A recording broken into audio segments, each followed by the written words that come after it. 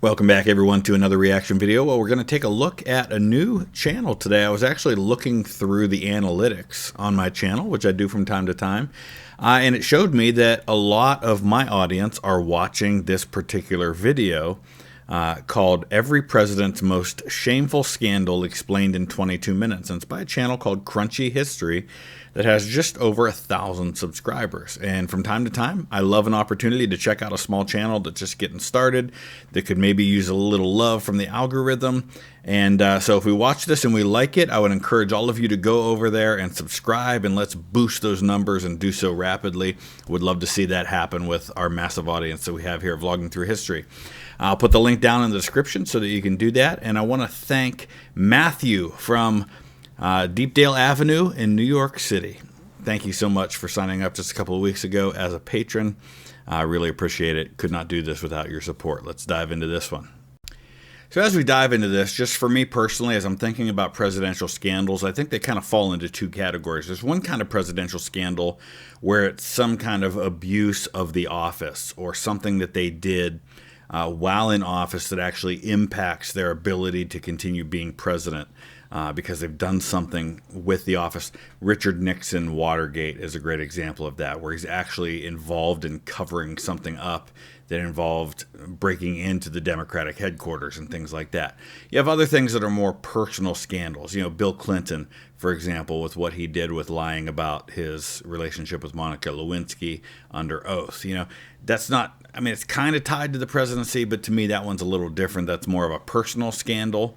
So I'll be curious to see how these fall into that category once we get into it. Let's go ahead and dive in. Secretly rotated his George Washington secretly rotated his enslaved workers out of state because Pennsylvania law granted freedom after 6 months.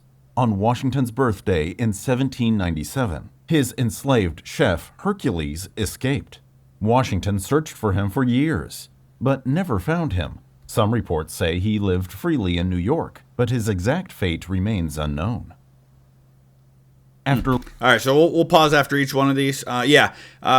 When George Washington becomes president, New York City is the capital as part of what they call the Dinner Table Compromise, which was the deal that is struck between James Madison, Thomas Jefferson, and Alexander Hamilton. They plan to move the U.S. capital to a new city being built on the Potomac. In the meantime, it's going to move to Philadelphia for 10 years. And so they're in Pennsylvania. They do have that law. George Washington and his wife Martha have some of their slaves with them. And they rotate them back to Mount Vernon to get out of that law about 6 months. After losing re-election, John Adams rushed to appoint judges before leaving office. These midnight judges were meant to keep his party's influence in government. When Jefferson took office, he refused to recognize some of the appointments. This led to the famous Marbury versus Madison Supreme Court case, which established the power of judicial review. The controversy deepened the divide between Adams and Jefferson's political parties. So that one's kind of interesting to me because I know in the strictest sense it is a scandal because it was a big kind of scandalous thing at the time.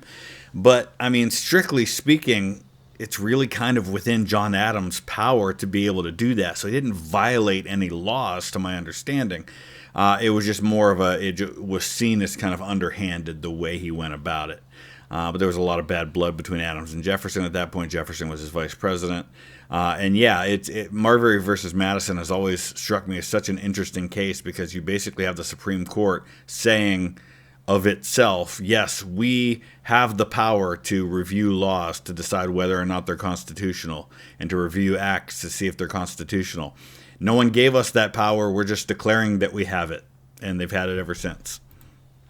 Newspapers claimed that Thomas Jefferson had children with Sally Hemings, an enslaved woman at Monticello. Opponents used the story to attack him. Hemings once had the chance to claim freedom in France, but returned under a private agreement. Jefferson never responded to the accusations, but later DNA tests linked Hemings' descendants to his family. So it's Hemings, and I don't know if this is an AI narration going on here or what, but I know right now as I'm sitting here, as sure as the sun is shining somewhere else, because it never shines here in Ohio, Someone is going to get on the comment section right now and tell me Thomas Jefferson was not the father of Sally Hemings' children. It was his brother. And that's what Thomas Jefferson defendants say, because they don't want to believe that their beloved Thomas Jefferson might have had children with a woman that he owned. And the fact is, yes, he did. It was understood by Thomas Jefferson, or by Sally Hemings' children, that they belonged to Thomas Jefferson. Common sense tells us that's the case. I'm going to go through this as quickly as I can because I don't want to belabor this point. Sally Hemings was the half-sister of Thomas Jefferson's deceased wife. Okay, so they looked like each other. They were half-sisters. They had the same white father. Thomas Jefferson was the owner of Sally Hemings. She was an enslaved woman who was owned by Thomas Jefferson. Thomas Jefferson is the only, the argument is, well, all DNA proves is that a Jefferson male was the father, and that's absolutely true. Short of digging up Thomas Jefferson, we can't prove that he directly was the father. We can only prove it was a male member of his family. But the brother that everyone says had to be it was not always there. And just use your brains, use your common sense. Who's more likely? The guy who owned her and who spent countless hours with her and took her to Europe with him and who was married to her half-sister? Or the brother that was sometimes there and sometimes not there? Come on. Just accept it. It's okay. Thomas Jefferson can still be a great American who did great things, who also happened to have this really lousy part of his character where he had multiple children with a woman that he owned. Okay? Both can be true. It's okay to acknowledge that. During the War of 1812, British troops burned the White House and Capitol in 1814. James Madison had left the city while his wife, Dolly Madison, saved a famous painting of George Washington. The British dined in the White House before setting it on fire. Many blamed Madison for not preparing Washington's defenses, though U.S. forces later won key battles that helped restore his reputation. Here's the thing about Madison. He was out with the Army. They fought a battle at Bladensburg, Maryland, and he was there with the Army in the field. So I'm not going to give him a lot of grief for that. If that's the worst thing that happened in Madison's administration, he's not doing too bad. In 1820, James Monroe signed the Missouri Compromise, allowing Missouri to enter as a state that permitted forced labor, while Maine entered as a free state. The law tried to keep peace between North and South, but both sides were angered. Monroe privately doubted Congress had the authority to make such a deal, but he signed it anyway. The issue remained controversial for decades. I don't know if we have the ability to do this, but we're going to go ahead and do it. Here's the thing. The Missouri Compromise is not the first compromise in this whole slave versus free issue. That goes back to the Constitution. But it was a major step in this process of kicking the can down the road, and it would come due with a vengeance 40 years later in the American Civil War. In the 1824 election, no candidate won a majority. So the House of Representatives decided the winner. Speaker Henry Clay backed John Quincy Adams over Andrew Jackson. Then Adams appointed Clay as Secretary of State. Jackson supporters called this a corrupt bargain, claiming Adams had struck a secret deal. Though Adams denied wrongdoing, the controversy made him unpopular and helped Jackson win the next election. Yeah, I mean, there was a good chance Jackson was going to win that next election anyway, being that it was as close as it was and with all the controversy surrounding it. Anytime we've had a situation where it's gone to the House like that, it's ended up being damaging to somebody's political career. It went to the House in 1800, and it pretty much spelled the end for Aaron Burr in his career, that and killing Alexander Hamilton. With John Quincy Adams in the 1824 election, then you have the 1876 election with Rutherford B. Hayes. Andrew Jackson's cabinet members refused to associate with Peggy Eaton, the wife of his Secretary of War, due to rumors about her past. Jackson defended her, seeing it as similar to the attacks on his late wife. 100%. The drama caused a political crisis, with multiple cabinet resignations. Jackson reorganized his administration, and those who supported Eaton became key figures in his presidency. The whole situation there was really a terrible misreading of the room by these people who wouldn't be associated with Peggy Eaton because of what had just happened with Jackson's wife. Jackson's wife, Rachel, died just before he took office. And in that election, one of the key points of contention was his political opponents going after Mrs. Jackson. The argument was that she had basically been in multiple marriages at once, that she never had finished divorcing her first husband before she married Andrew Jackson. And this was decades earlier at this point, and there may be some truth to it, but it was just such a scandal that Jackson was convinced that that was what killed his wife, was the pain and grief over that whole thing. And so for him to then become president and have some of his own cabinet members do something similar to another woman was just not something he was going to tolerate. During the Panic of 1837, a severe financial crisis, Martin Van Buren hosted a lavish White House ball for 1,000 guests, featuring expensive food and wine. Critics saw him as out of touch, while many Americans struggled. Newspapers mocked him as an aristocrat who cared more about luxury than the people. This reputation hurt his popularity and contributed to his defeat in the next election. Yeah, that's 100% just another great example of just tone-deaf politics. Like, you're in the middle of a financial crisis in your country. You have to be so mindful of appearances. And somebody in the press was bound to pick up on this, especially somebody from opposition press. Back then, most newspapers had a very clear bias that they pretty much advertised. I mean, a lot of newspapers were called the such and such Whig or the such and such Democrat, or later on Republican. Like they advertised their affiliations, and so they made no secret of who they were after. And so it was only a matter of time before this got out. William Henry Harrison gave a 2-hour speech on a cold, rainy day without a coat or hat. Shortly after, he developed a respiratory illness and became severely sick. He died just 32 days later, making him the first president to not survive his term in office. So, let me finish it. His sudden passing caused confusion, as the Constitution didn't clearly state if the vice president would fully take over. This event led to a lasting rule. Yeah, so the question was, does John Tyler become acting president, and then do we have a special election? Or does he become president and finish out the term? It wasn't really clear in that situation.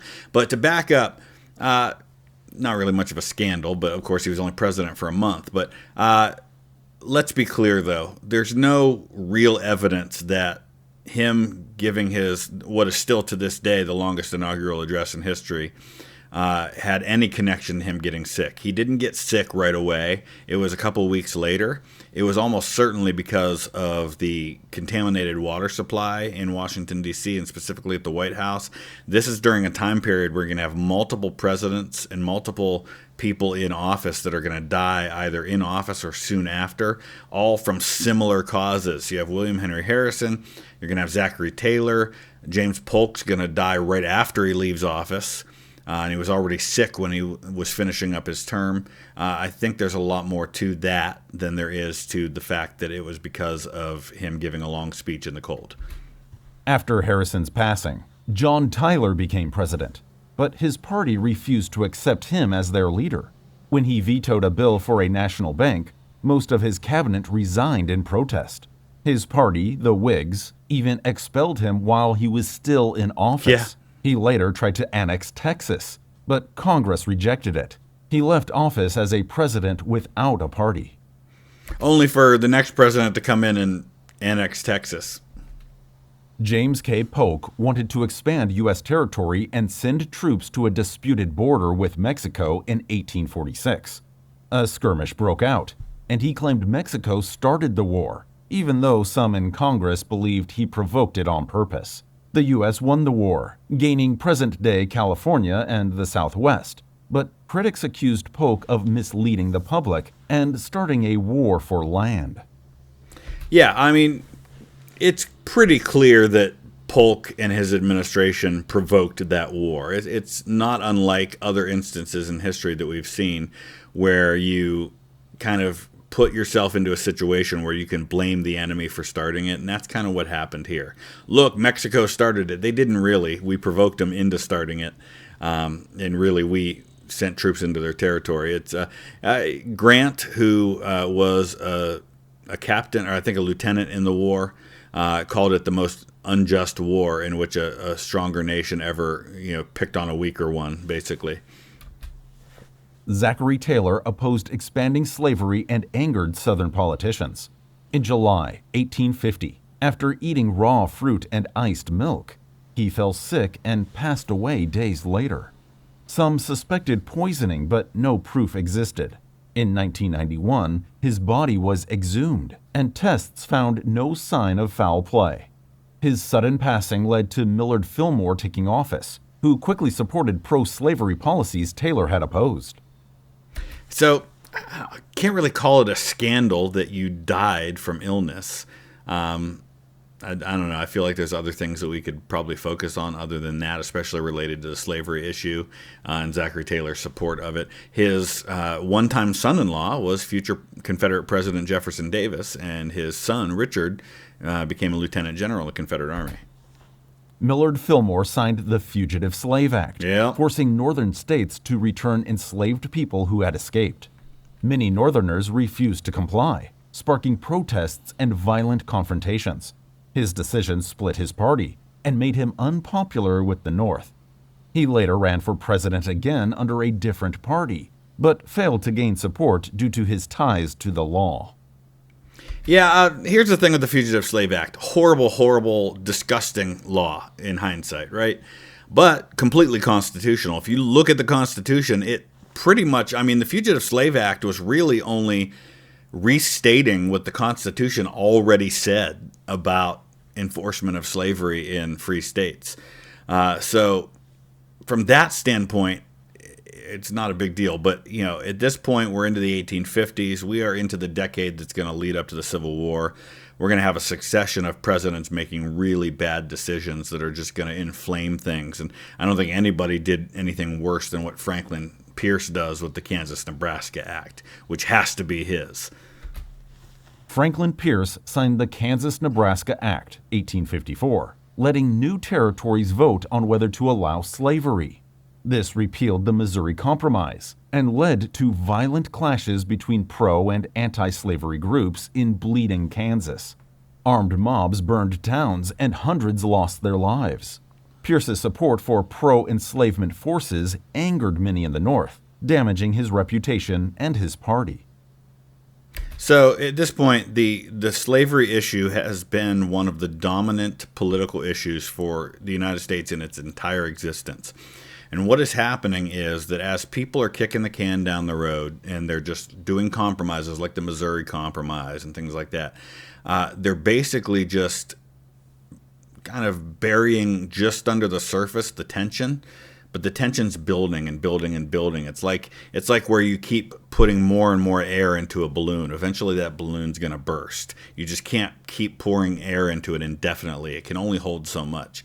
And the American the North and South tension is just building, building, building, building. And when you pass this Kansas-Nebraska Act, it just opens the floodgates for that tension to go to another level. Because now you've got, hey, state, new territories can decide for themselves. They can vote by public vote what's going to happen. Oh, really? Oh, okay.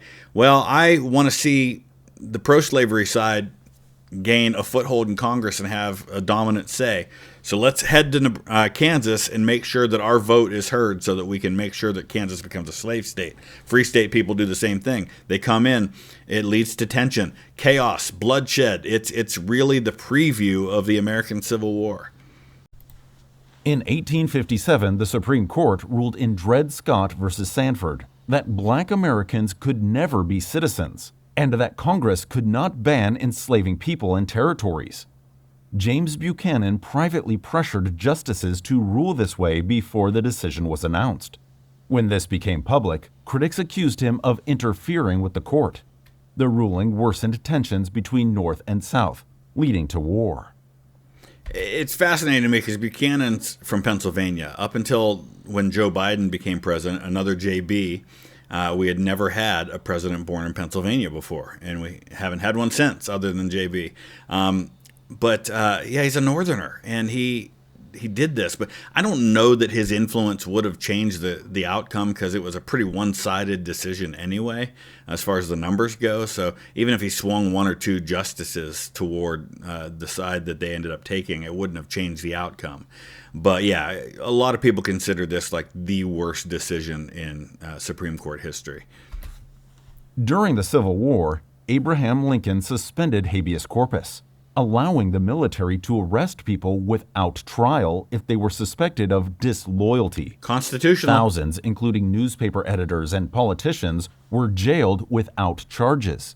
The Supreme Court ruled this unconstitutional, but Lincoln ignored the decision. Though done for national security, his action sparked fierce debate over presidential power during wartime. So here's the thing. I mean, I wouldn't say that that's Lincoln's number one, because I would argue that he had a very good case that it was constitutional.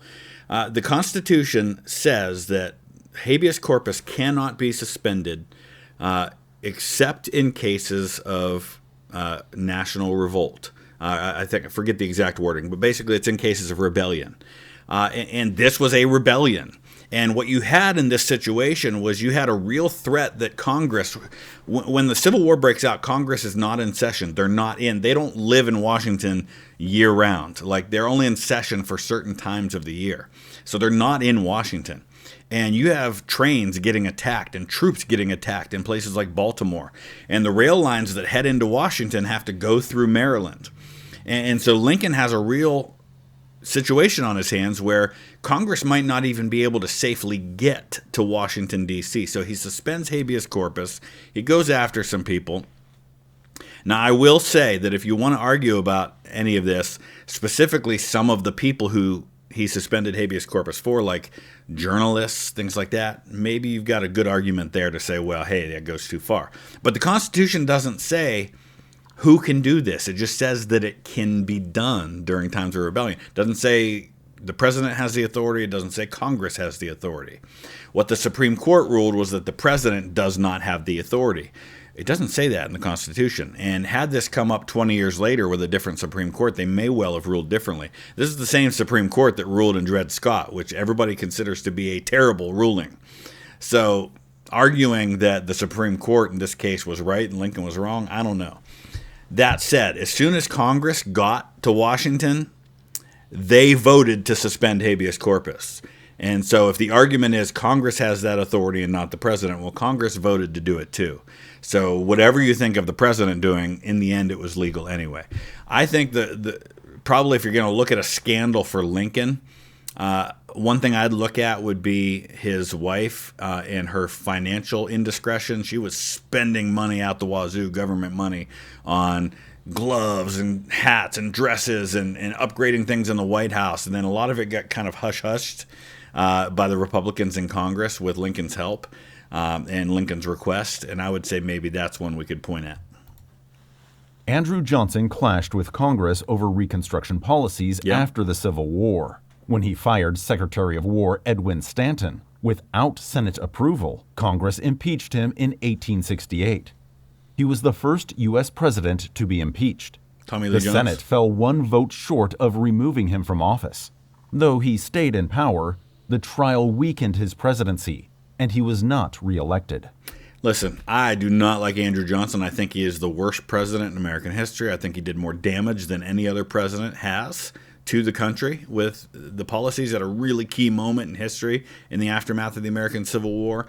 Devastating moments in American history to have him as president. But Congress passed the Tenure of Office Act specifically to bait Andrew Johnson into firing somebody in his cabinet so that they could impeach him. They set all of this up knowing that he would do it. Now, granted, he fell for it.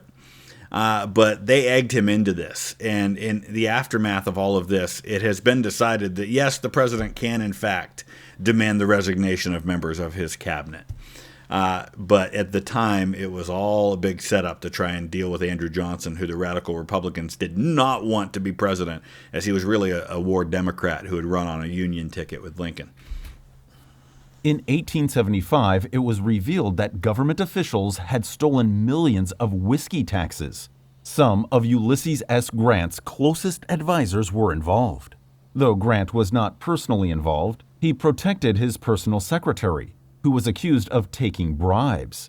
The scandal damaged Grant's reputation and was one of many corruption cases during his administration, leading to criticism of his leadership. Most people agree, even his opponents, that Grant was not involved in any of these scandals, that he didn't have knowledge of them while they were going on. One of his fatal flaws was his willingness to trust people who didn't deserve to be trusted. And that led to him being taken advantage of both in government but also personally. It was a real blind spot that he had, that he was just too loyal to people who took advantage of him. And that's what happened in these cases. The 1876 election was one of the most controversial in history. Rutherford B. Hayes lost the popular vote, but won after a secret deal with Southern Democrats. In exchange for their support, Hayes removed federal troops from the South, which would have happened anyway, effectively ending Reconstruction and allowing discriminatory laws to spread. Many called his presidency illegitimate, referring to him as Rutherford Hayes. Yeah, 100% agree with that. Definitely kind of shady stuff going on to get the electoral votes in those two states. I think it was South Carolina and Florida. But it's overblown. You know, the whole idea that Hayes made a deal to remove federal troops and end Reconstruction in exchange for the presidency is completely just a non-starter for me, because guess what? If Samuel Tilden had taken office, he would have removed federal troops from the South and ended Reconstruction. It was happening either way. Everything that Hayes is accused of doing in order to become president would have been done by the other guy anyway. James A. Garfield angered political groups by refusing to hand out government jobs as rewards. In 1881, Charles Guiteau, a man who believed he deserved a job, shot Garfield in a train station. He survived the initial attack, but passed away 79 days later because his doctors made his condition worse by using unsanitary tools. Some believed high-ranking politicians wanted him gone. His passing led to reforms in government hiring. So the scandal is that he didn't take advantage of the spoils system and appoint a bunch of political cronies to positions. I don't know. I think that's a positive. I don't know. I mean, there probably is a scandal you could point to for Garfield in his short time in office. He was only president for 3 months before he was shot. He lived for a couple months after that, killed by his doctor, certainly. And Charles Guiteau even argued that at his trial, that he hadn't actually killed Garfield, the doctors did, but he was the one who put the bullet into Garfield, that then the doctors, it was really one doctor mainly, ended up just putting a big, huge hole in Garfield that got infected and caused him to die. If they literally would just have sewed him up and done nothing, he probably would have lived. Chester A. Arthur was deeply tied to the spoils system, where government jobs were handed out as political rewards. So we mentioned that Garfield, it was scandalous. I mean, I guess it was mentioned because he didn't take advantage of it. Now we're going to go after Arthur for actually supporting it, which is true. When President James Garfield was assassinated by a man demanding a political job, Arthur faced pressure to reform. Surprisingly, he signed the Pendleton Act, 1883, which created a merit-based system. This angered many of his supporters, who had expected him to keep the spoils system in place. How dare he? During his what was the scandal there? He actually was for political reform that was much needed at that time. I know what Grover Cleveland's is going to be. Ma, where's my pa? Campaign. Newspapers claimed that Grover Cleveland fathered a child out of wedlock with a woman named Maria Halpin. He did. The scandal was worsened by reports that Halpin had been placed in an asylum and the child sent to an orphanage. Cleveland admitted paying child support but denied paternity. His opponents chanted, Ma, where's my pa? But he still won the presidency. There were also accusations that it was not a consensual relationship, and that was kind of the darker side of it. Under Benjamin Harris, Congress spent over $1 billion for the first time in U.S. history. Money was used on Civil War pensions, public projects, and naval expansion. Critics accused his administration of reckless spending, calling it the billion-dollar Congress. The public backlash helped Cleveland defeat him in the next election, making Harrison a one-term president. Oh, to only have a budget in the billions again. Yeah, Grover Cleveland is a much more conservative president than Benjamin Harrison is at this point, so it makes sense that people would go back to the more conservative, fiscally conservative candidate. During his second term, Grover Cleveland developed a cancerous tumor in his mouth. Fearing a financial panic, he secretly had surgery on a yacht in 1893. The operation removed part of his jaw and replaced it with a rubber prosthetic. His illness was kept secret for over 20 years. When rumors spread, officials lied to the press, saying he only had dental work. The truth was confirmed in 1917. I mean, it was dental work, right? In 1898, William McKinley went to war with Spain after the U.S. battleship Maine exploded in Havana Harbor. Though the cause was unclear, newspapers blamed Spain, fueling public outrage. Critics later accused McKinley of rushing into war for economic and political gain. The U.S. won and gained Puerto Rico, Guam, and the Philippines, but the war's true motivations remain debated. Yeah, it's a time when imperialism is growing amongst the European powers, and the U.S. wants in on it and sees an opportunity. We also grab Hawaii around all this time. So especially because of an expansion of the Navy and influence into the Pacific, you want things like the Philippines and Guam. So yeah, when the situation with the Maine came along, the Maine probably almost certainly was not blown up by Spain. In fact, I think that's pretty much a guarantee, and we've pretty much confirmed that at this point. It became an opportunity, and McKinley certainly kind of jumped at the opportunity. Theodore Roosevelt wanted a canal in Panama, but Colombia refused to sell the land. In 1903, he supported a Panamanian rebellion, sending U.S. warships to help rebels declare independence. Soon after, the new government gave the U.S. rights to build the canal. Roosevelt later bragged, "I took the canal zone and let Congress debate." Critics accused him of staging a foreign coup for U.S. interests. Hardly the last time the U.S. will do anything like that. That's kind of setting the tone for the 20th century when you think about all the ways in which the U.S. is going to be involved in overthrowing foreign governments. William Howard Taft's Secretary of the Interior, Richard Bollinger, was accused of corruptly allowing businesses to profit from public lands. Conservationist Gifford Pinchot, a close ally of Theodore Roosevelt, publicly opposed Bollinger and was fired. The scandal split the Republican Party. Roosevelt, furious at Taft, ran against him in 1912, leading to the victory of Democrat Woodrow Wilson. Yeah, this is not the only reason why Roosevelt was mad at Taft, but Taft is kind of Roosevelt's hand-picked successor, and that and some other things don't go the way that Roosevelt wanted them to, and so that's why he comes back onto the scene, runs against Taft for the nomination, doesn't get it, and then runs a third party, splits the Republican vote, and lo and behold, we get Tommy Wilson. In 1919, Woodrow Wilson suffered a massive stroke, leaving him unable to govern. His wife, Edith Wilson, secretly controlled White House decisions, screening visitors and signing documents. Many believed she acted as an unelected president for over a year. The public was never told the full truth, and Wilson remained in office until his term ended. This scandal led to new rules about presidential disability. Yeah, it's debated exactly how much that went on and just how much did she really do versus how much did his critics accuse of being done. But certainly there was a shielding of things.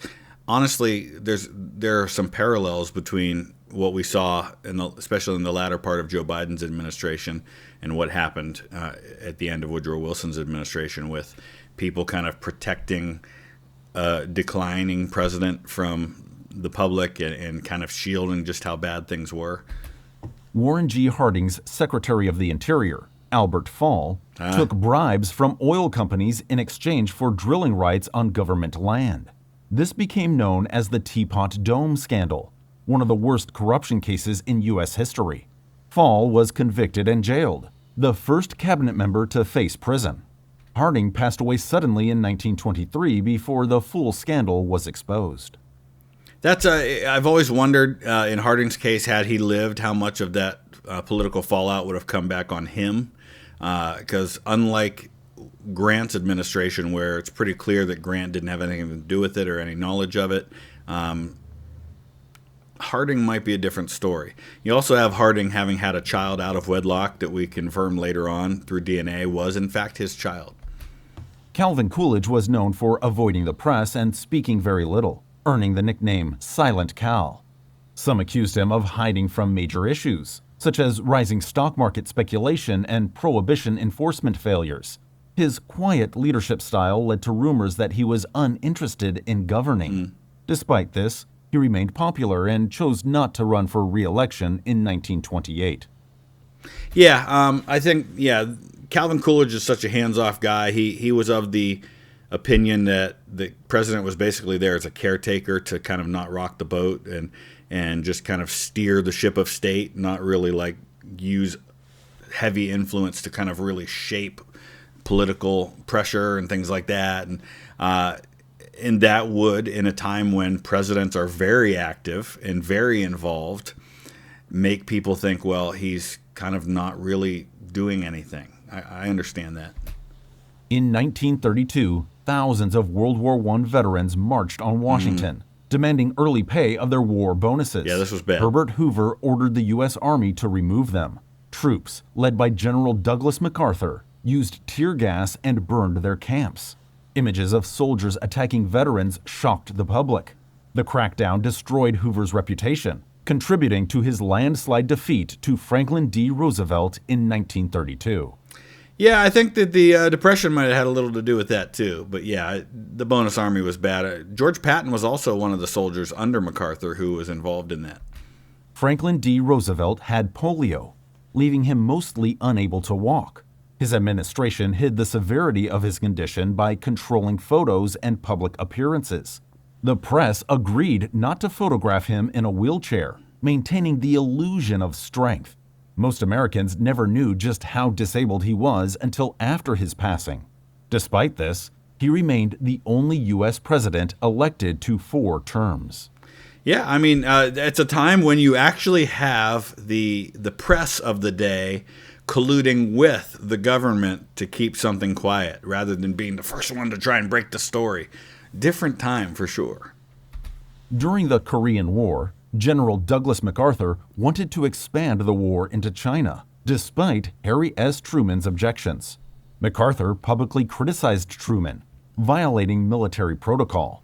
In 1951, Truman fired him, sparking outrage. Deserved. MacArthur returned home to heroes' welcomes, while Truman faced backlash for dismissing a war hero. The controversy hurt Truman's approval ratings, but he defended the decision as necessary for civilian control of the military.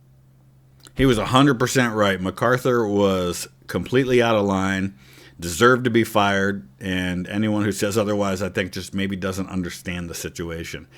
You can't have that kind of stuff happening, and honestly, MacArthur was not that great of a general to begin with. Dwight D. Eisenhower's administration secretly overthrew foreign governments to protect U.S. business interests. Yep. In 1953, the CIA helped him overthrow Iran's prime minister, replacing him with a pro-Western leader. In 1954, the CIA removed Guatemala's president, protecting U.S. banana companies. These actions remained classified for years, but later revelations damaged U.S. relations in the Middle East and Latin America. Big surprise. Yeah, I mean, there's nothing really to add to that. It's 100% true. Eisenhower still rated as one of our highest presidents, and by and large was a great president. But yeah, the CIA really got empowered a lot in the 50s to do a lot of this crap. Rumors swirled that John F. Kennedy had an affair with actress Marilyn Monroe. He did. She famously sang "Happy Birthday, Mr. President" to him in 1962, fueling speculation. Monroe's sudden passing... Listen, she didn't just sing "Happy Birthday" to him. Watch how she sang "Happy Birthday" to him. later that year led to conspiracy theories, with some suspecting Kennedy's administration covered up their relationship. Though no proof was ever found, the rumors remain one of history's most talked about presidential scandals. I mean, he had multiple affairs. It's not a big stretch to say that he had one with her. I think it's pretty clear that he did. She died in August 5th of 1962, so she died more than a year before Kennedy did. In 1964, Lyndon B. Johnson used the Gulf of Tonkin incident, an alleged attack on U.S. ships, kind of a theme, to justify expanding the Vietnam War. Years later, declassified reports showed the attack was exaggerated or never happened.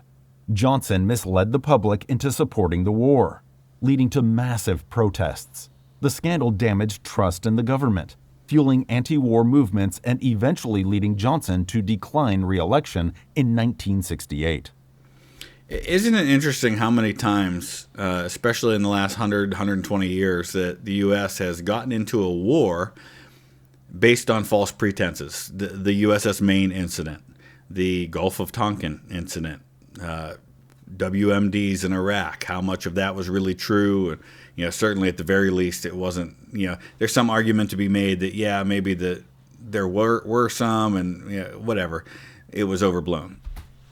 In 1972, burglars linked to Richard Nixon's campaign were caught spying on Democratic offices at the Watergate complex. A cover-up followed, but investigations revealed secret recordings proving Nixon's involvement. Facing impeachment, Nixon resigned in 1974, becoming the only U.S. president to do so. The scandal shattered public trust in government, leading to new laws on campaign ethics and executive power. 1 month after Nixon resigned, Gerald Ford granted him a full pardon, preventing any prosecution. Many Americans saw this as a corrupt deal. Ford insisted it was to heal the nation, but his approval ratings plummeted. The controversy cost him the 1976 election to Jimmy Carter, making him the only U.S. president never elected as president or vice president. Yeah, it's interesting. They had just passed that amendment to the Constitution that allowed for the replacement of a vice president. Previously, if a vice president died or became president, there was no vice president for the rest of that term, and that happened multiple times. But they make this law, and then Spiro Agnew, the vice president, resigns in a scandal. Ford, who's the House Minority Leader, becomes the new vice president and then becomes the president when Nixon resigns. In 1979, Iranian revolutionaries seized 52 American hostages, demanding the U.S. return their ousted leader. Jimmy Carter failed to negotiate their release, and a rescue mission ended in disaster, with helicopters crashing in the desert. The hostages remained captive for 444 days. The crisis dominated the 1980 election, and Carter lost to Ronald Reagan. Hours after Reagan's inauguration, the hostages were suddenly released. This is a great example here of what I was talking about at the beginning, how some scandals, they're not all in the same category. And in this case, what we have is this is a scandal of just failure of leadership. It's not like that Jimmy Carter necessarily did anything immoral or wrong. Like some of these scandals are just plain wrong, and these are, like Richard Nixon. This is a scenario where Jimmy Carter just made decisions that ended up failing and didn't handle a crisis in a way that led to success. So it's a very different kind of scandal than some of these other ones. In the mid-1980s, Ronald Reagan's administration illegally sold weapons to Iran, then used the money to fund rebels in Nicaragua, despite a congressional ban. When exposed, Reagan denied involvement, but evidence showed his administration violated U.S. law. Several officials were convicted, but Reagan's popularity helped him survive the scandal. The controversy raised questions about presidential accountability and secret government operations. And this is going to lead directly to, what's the movie? First it was a book, and then it's a movie starring Harrison Ford, Clear and Present Danger. Kind of you can tell it's inspired by Iran-Contra. It's kind of a similar thing where you have the president knowingly allowing people like in the CIA and his administration to help fund illegal activities, paramilitary activities. Although the Iran-Contra scandal began under President Reagan, its repercussions affected George H.W. Bush's presidency. As vice president, Bush was aware of the secret arms sales to Iran and the diversion of funds to Nicaraguan rebels, known as Contras. During his presidency, Bush pardoned 6 officials involved in the scandal, including former Defense Secretary Caspar Weinberger.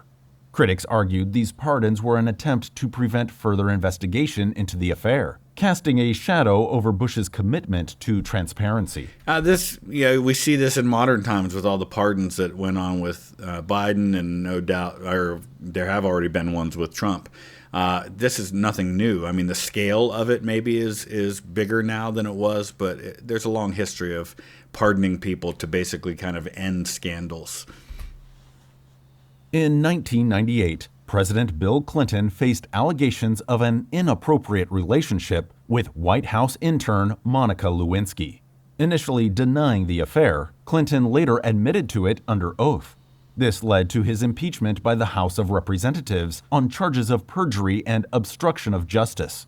Although the Senate acquitted him, the scandal tarnished his presidency and sparked debates about personal misconduct and public trust. Yeah, so the issue was not that he had the affair. The issue was that he was brought in to testify about some other scandal. I think, was it Whitewater maybe? It was some other scandal he was being investigated for, and his administration was being investigated for. And in the course of that, he was questioned about this, which really is kind of outside the bounds in the first place, shouldn't have even been asked. But he did lie, or he was at the very least very misleading in his answer. President George W. Bush's administration claimed that Iraq possessed weapons of mass destruction, WMDs, leading to the 2003 invasion. However, no WMDs were found, raising questions about the accuracy and manipulation of intelligence. Critics accused the administration of misleading the public and Congress to justify the war, resulting in prolonged conflict and significant loss of life. Yeah, that's fair criticism. Between 2006 and 2011, the Bureau of Alcohol, Tobacco, Firearms, and Explosives, ATF, conducted Operation Fast and Furious, allowing firearm sales to track weapons to Mexican drug cartels. However, the ATF lost track of many weapons, some linked to crimes, including the death of a U.S. Border Patrol agent. The Barack Obama administration faced criticism for oversight failures, leading to a contempt of Congress vote against Attorney General Eric Holder for not providing related documents.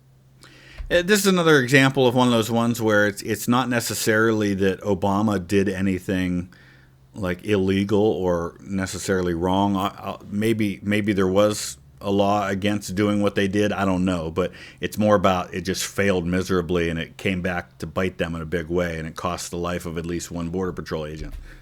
In 2019, a whistleblower alleged that President Trump pressured Ukraine's president to investigate political rival Joe Biden and his son Hunter. Accusations claimed Trump withheld military aid to Ukraine to coerce the investigation.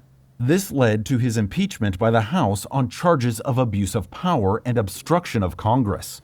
The Senate acquitted him, but the incident intensified political divisions and raised concerns about foreign interference in domestic politics. Probably not the first person to do anything like that, to use money and political pressure on a foreign government to get what they wanted. It's just that in this case, it looked very much personal rather than to benefit the United States. If he was doing it to benefit the United States by withholding that aid, everybody would have thought it was great. But he did it to benefit himself personally or to go after a political opponent. And in that case, yeah. In 2024, President Joe Biden issued a broad pardon to his son, Hunter Biden, absolving him of federal crimes over an 11-year period, it's not a good look, including foreign dealings during Biden's vice presidency. Critics argued the pardon aimed to shield the president's involvement in his family's business ventures, leading to accusations of corruption and abuse of power. The controversy drew parallels to past contentious pardons and fueled debates about presidential authority. Yeah, so absolutely a thing that can be criticized, but if you don't think for a second that Donald Trump would do the same thing if it was his son in that situation, he absolutely would, but doesn't make it right. So, all right, that was interesting. I think maybe it's kind of an AI type of thing there, or at least the narration might be. But still, the information was pretty good. I thought it was well presented, and I'm looking at one that's recommended here. I don't know if this is his channel as well. Most bizarre rumors about every U.S. president explained in 24 minutes. So that might be an interesting one to take a look at sometime. Let me know your thoughts. Use the comment section below. We'll see you again soon. Thanks for watching.